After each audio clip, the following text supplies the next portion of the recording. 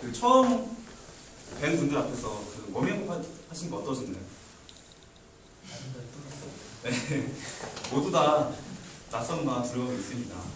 저에게도 크게 수강생에서 강사 의자에 서기까지 그런 낯선과 두려움이 있었습니다.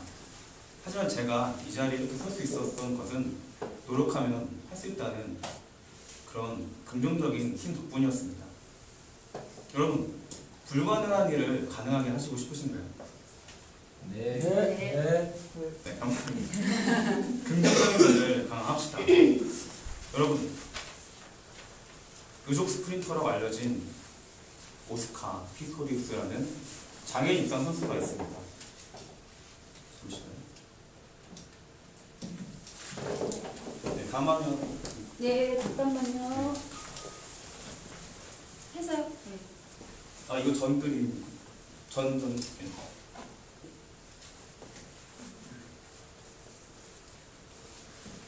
작년 대구 세계 육상 선수권 대회를 뜨겁게 잘 거었던 그런 장애인 선수입니다. 오스카 피스토리우스는 한 살이 되기 이전에 자신의 무릎 아랫뼈를 모두 제거하는 수술을 받아야 했습니다. 하지만 그는 타고난 운동신경으로 네발 자전거 타기, 수상스키, 레슬링, 또 심지어는 럭비를 할 정도로 뛰어난 많은 스포츠맨입니다. 그가 달릴 때는 그의 엉덩이와 허벅지에 일반인보다 2배의 힘이 요구됩니다. 그렇지만 그는 의족을 가지고 100m를 11초에 뛸 수 있는 놀라운 기록을 가지고 있습니다. 특히 지난 대회에는 자력으로 출전하면서 많은 사람들에게 감동을 주었습니다. 하지만 그가 과연 지금 이 자리에 오기까지 과연 평탄한 삶을 살 수 있었을까요? 많은 사람들이 그가 사용하는 의족에 불만을 품기도 하고 왜 장애인이 비장애인 경기에 나오냐며 곱지 않은 시선을 보냈습니다. 어쩌면 그가 가장 힘들었던 것은 그의 장애가 아니라 그의 장애에 대한 세상 사람들의 편견이었을지도 모릅니다. 그렇지만 그는 자신이 잘할 수 있는 것에 집중함으로써 지금의 성공을 이루었습니다. 여러분, 긍정의 힘은 기적을 만들어냅니다. 희망 전도사로 알려진 닉 부이치치. 그는 남들이 걷는 법을 배울 때 휠체어를 타는 법을 배워야 했습니다.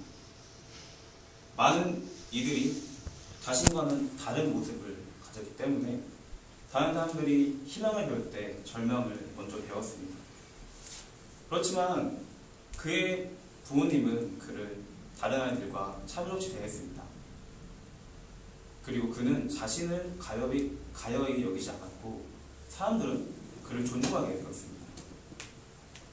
최근에는 아름다운 아내를 맞이하여 더없이 행복한 결혼 생활을 맞이하고 있습니다. 여러분 혹시 손발이 없어도 치어리딩을 할 수 있다는 것을 아십니까? 손발이 없는 치어리더 산노아미양입니다. 그녀는 걸을 수도 달릴 수도 없지만 천사 같은 미소와 그리고 목소리로 많은 사람들에게 감동과 행복을 전달하며 다른 사람들을 위한 꿈을 계속해서 꾸고 있습니다. 이들은 자신의 꿈을 이루기 위하여 자신이 가지고 있는 장애를 슬퍼하지도 불쌍히 여기지도 않았습니다. 오히려 타고난 긍정성, 선천적인 에너지와 꿈을 가지고 다른 사람들에게 감동을 주면서 지금의 그들이 될 수 있었습니다. 이처럼 긍정의 힘은 불가능한 것을 가능하게 합니다.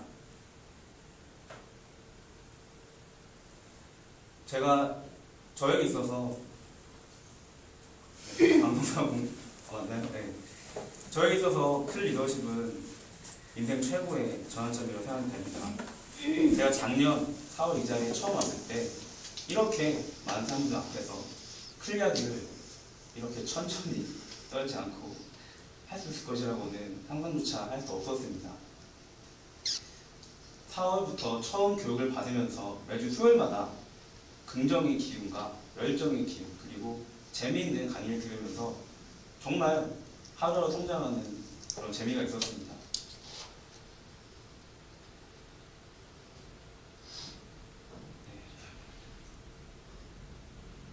그런데 제가 그때 허깅 과제를 받았었는데 집에 가서 처음에는 어머니를 안아드리고 그 다음 주가 되어서 저희 아버지를 안아드렸습니다.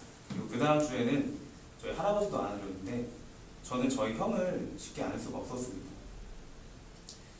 저희 형은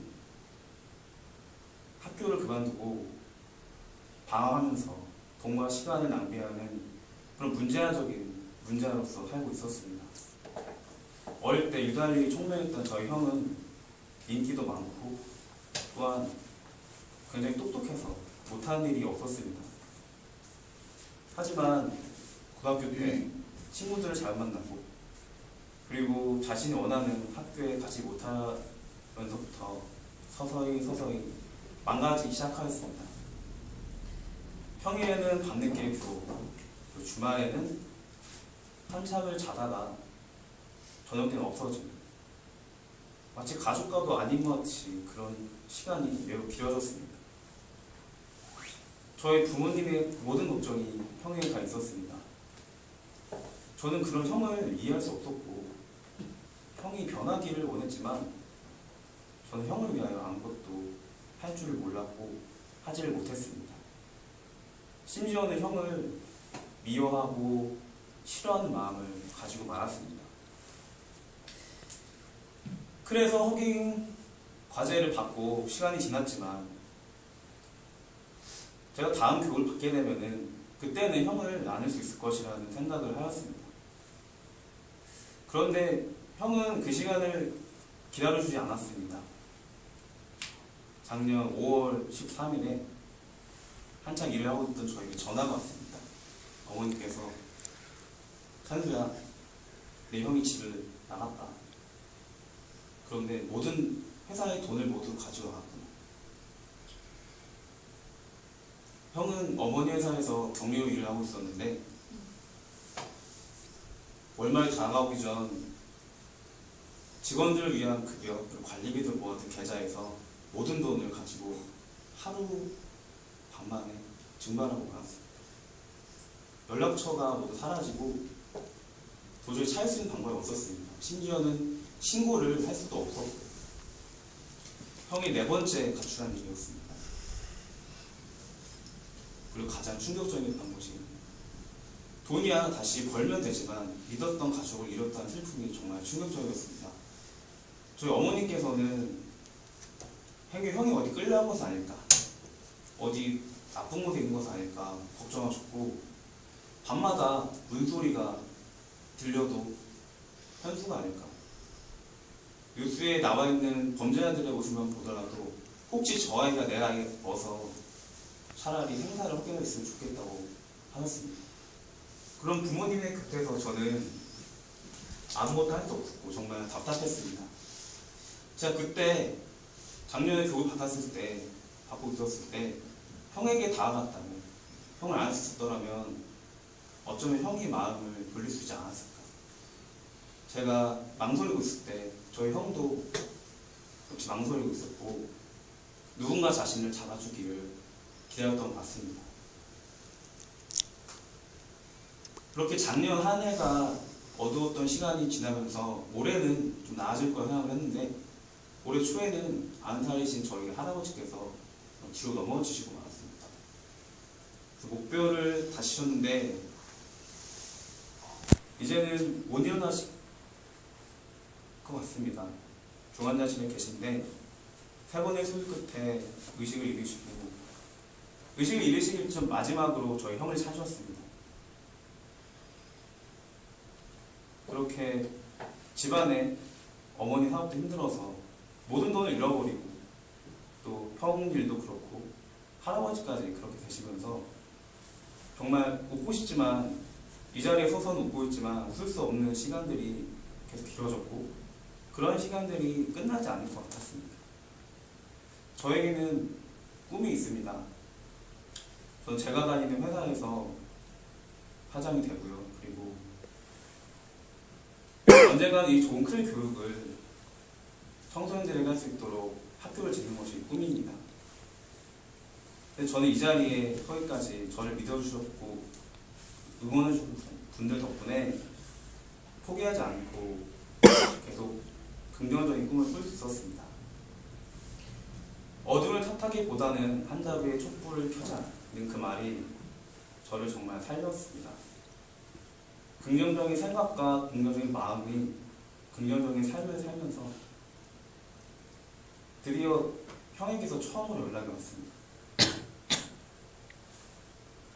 계속 수소문을 한 끝에 형이 연락을 일하는 것을 알게 되었고 처음으로 전화가 왔는데 형이 저에게 먼저 전화를 하는 것이더라고요.